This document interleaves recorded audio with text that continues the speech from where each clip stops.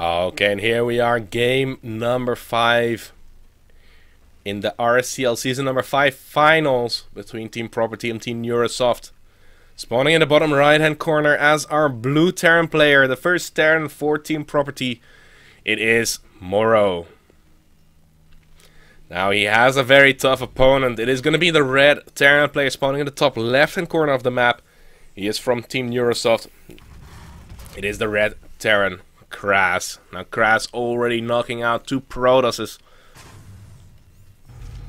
He has been playing exceptionally well, and I really thought that Mekar had Kras with the back against the wall.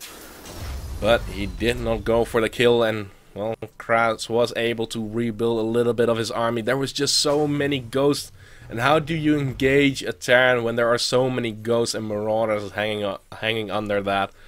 Ghosts have a very nice DPS against Terrans, but against Zealots, of course, not against Terrans, but no, still decent. Against light units, they do have that bonus damage, so against Marines it should be okay. Also, they have 100 HP.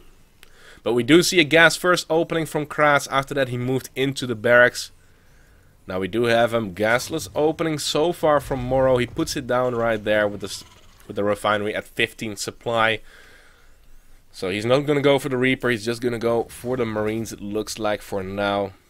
Now both players have the similar scouting timings to find out what their opponents are doing.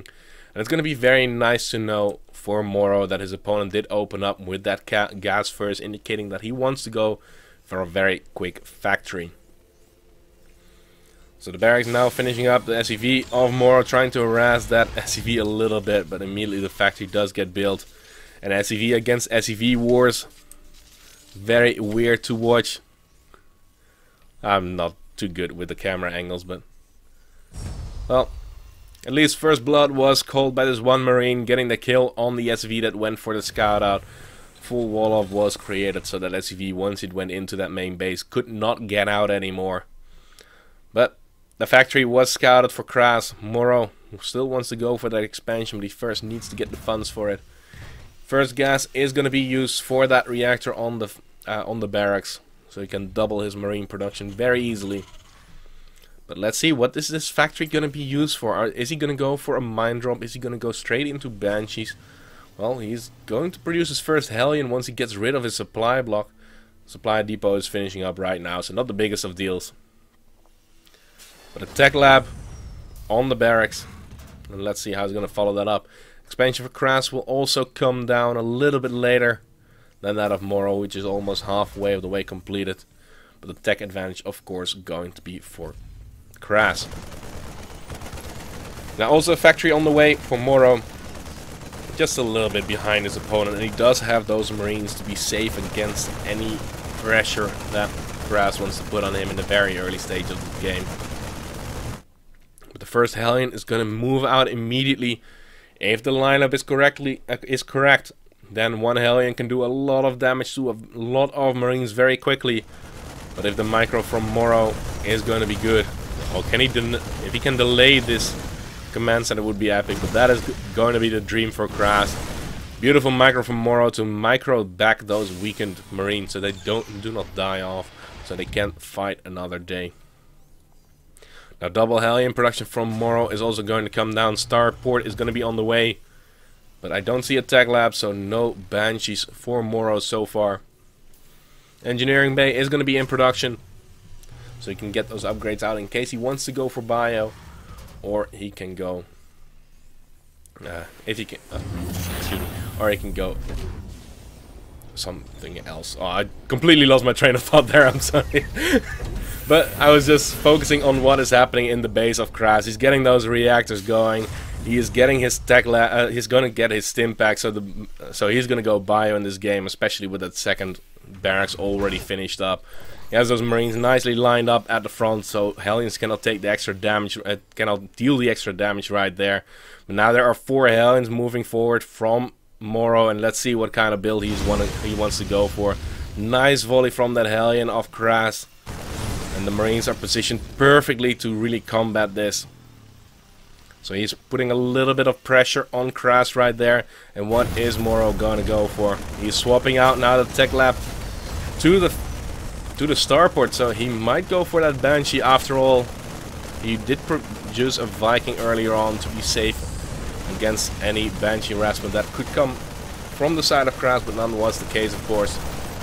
And a Raven is going to be the choice. Wow, he's really wondering what can happen right now. He's really scared about any Banshee harassment that can come down. The worker count is currently completely equal. None of them have been taken out. Oh, one has been taken out, of course, the one SCV that Kraz sent out to scout. But it is going to be Mech from Moro. He is sending out that first barracks. Going to be a very nice scout, but against a bunch of Marines, he's not going to be scouting for very long. He opened up the back rocks. He has quite a few of those Hellions already, up to 8 at this point. Does have that Raven that is going to help him quite a bit against those missile attacks. And again, a Hellion is going to move in. Does he actually spot that there is the second factory? No, he does not see them. So he still did not confirm that this is mech play. He might know it from the amount of Hellions that is currently on the map. But a double medevac drop, I'm not quite sure how much damage that is going to do. There's one Marauder in here. That is going to tank quite a bit of damage. But with a PDD and an auto turret, he should be able to hold this just fine. So Kraz is not even going to go for a Reaper. No, he does cancel it right there. I was already wondering, why would you get a Reaper in this stage of the game? Instead, third base is going to come through. Third base, also for Moro, in location. And still a very equal game. They're just macroing up. Kraz at this point should know that this is a mech play from Moro. Blue Flame is going to come through. 3 Hellions at the same time. And also those gas geysers inside his main base, or inside his natural base. 3 extra factories on the way to ramp up that production, so he can go into the siege tanks too.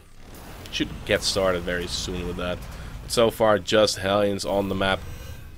Tanks against small amounts of bio units, and Hellions are usually more effective. And now with the Blue Flame done, Kraz really has to get out of there, because that barbecue is real. You don't want to be inside of that one Blue Flame container, Blue Flame flamethrower. Now he's trying to get the cancel on that third base, trying to go for the kill, and that command center is actually getting very low, but the Hellions are going to be pretty mobile, so he is going to clean this up just in time for Moro, but that was not a free trade for sure. Looking at the resource loss, it is still very equal.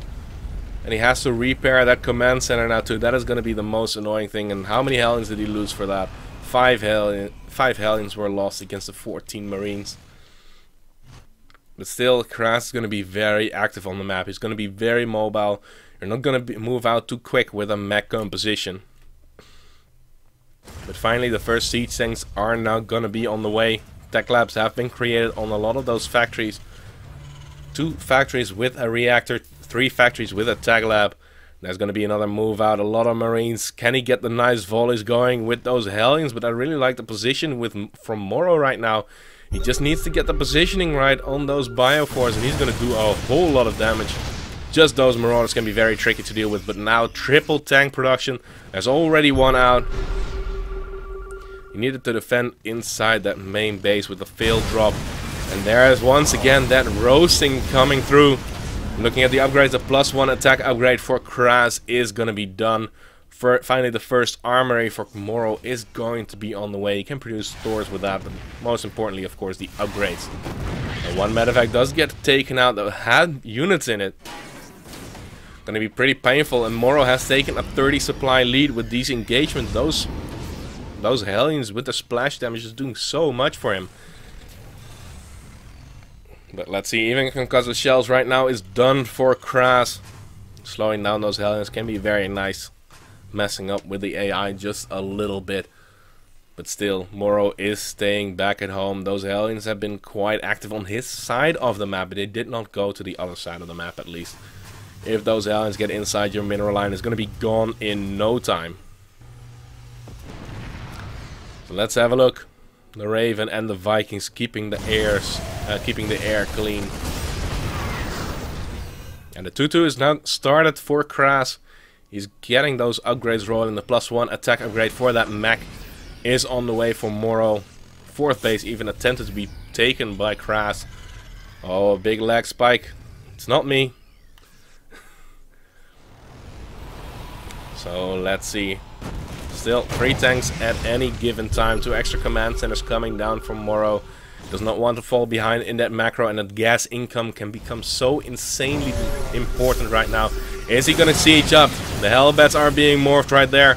Hellbats and siege tanks going to provide a very nice position for Moro to fight in. He's gonna stutter step those, he's gonna... Oh, what's the English word for that already? I was gonna bunny hop those tanks a little bit closer, making sure that there are always tanks sieged up at any given time. The concave from Kraz as big as possible, but those Hellbats are just so insanely tanky. Finally, he does get on top of those siege tanks, and the first one does go down. Point defense drone making it a little bit harder, but finally the last tank will get cleaned up. But there is more where that was coming from. Point defense drone once again taking 1 hit away from the tanks and the Hellbats. 2 siege tanks. Will he be able to get them? I do believe that he will be, at least one of them. The split from Kraz was also present, so the last tank here will fall too. At the same time, 1 Hellbat has delayed that 4th base quite a bit. 4th base for Moro is already flying over, and there are more Hellbats, more siege tanks where that came from. 2-2 is not done for Kraz just yet. The +1 attack upgrade for the mech army is gonna be done right now, and 30 supply lead for Moro right now. That can be very tricky to deal with. Now the 4th base will be up and mining. Getting those extra gas guys is going to be very important. He's going for the planetary fortress at that forward location. Of course, a beautiful rally point that is. And the Helling's going the long way around. Is he going to go for the harassment at the 3rd base? I would love to see that, because there's nothing here really to defend. And Kraz has his army is just so much cheaper. He's going to be able to remech so much easier. 5 Marauders, 4 Marines at the same time. But workers did go down. 13 workers being killed off right there. Is he going to go into the main base? Oh, those SCVs are lined up perfectly. And he did get 17 of them, setting Kraz back to 56 workers at this time. Well, Moro is at 70. Oh, well, at 69, almost at 70. But the economy for him is just staggering. He's mining twice the amount of minerals, even more than that. And he's almost mining twice as much gas. Hellbat drop inside that natural base. There's also another drop going towards the main base, and there are a lot of SCVs here. There's a big siege up. Oh, Kraz was looking to take a little bit of a battle, but you have to be very careful with the Ravens and the siege tanks in position. Now the Hellbats are roasting up some extra SCVs inside that main base, trying to get Kraz out of position. Kraz is going to go for the counter-attack, it looks like, going towards that planetary fortress, and Bioforce will be able to take this out. But at what cost, of course? Going for the Hellbats first. The SCVs are ready for the repair, but this time Moro is going to use it to get into position. He's going to move forward. That's a lot of siege tanks. 7 siege tanks is a lot of firepower to run into. And of course you can drop those Hellbats to get the instant full splash damage going. Another drop of Hellbats inside that 3rd base. That is going to be sacrificial right now. And Moro is reaching that max out point. There's just no way that Kraz can do anything about this. He's going to move in. He's going to move in, but this is going to be the last stand. He dropped on top of the tanks. It's going to be a lot of friendly fire for Moro right now, and he looks to be cleaning it up. But he has lost his 3rd base. He is at 94 supply, while Moro back at home is at 165. He has his 4th base up and running. The drops from Kraz did not do the damage that they really needed to do. And now Moro is looking to punish this 4th base. Sieging from Moro, he's lifting everything up into those medevacs. He's looking to drop on top of these tanks. Not going for it just yet, changing his mind right there. Not the biggest of deals. He just does not want to risk it, because any army that he drops on top of that army, it's going to be an army that is gone very quickly, and he cannot really afford that. Now he got over that 100 supply limit once again. He is getting his +3 attack upgrade. He's going to be on 3-2 in just a few seconds. While Moro is at the +2 attack upgrade. He's only starting his +1 armor right now. And let's see, the 5th base up and running for Moro. Command centers going down everywhere. And this 4th base is looking like it will go down. But another drop on top of those siege tanks. But he was not sieged up. So that's not going to kill him. No, this is going to be the first victory for Moro. bringing the score to a 3-2 for Team NewRoSoft. Let's see if he can continue his streak.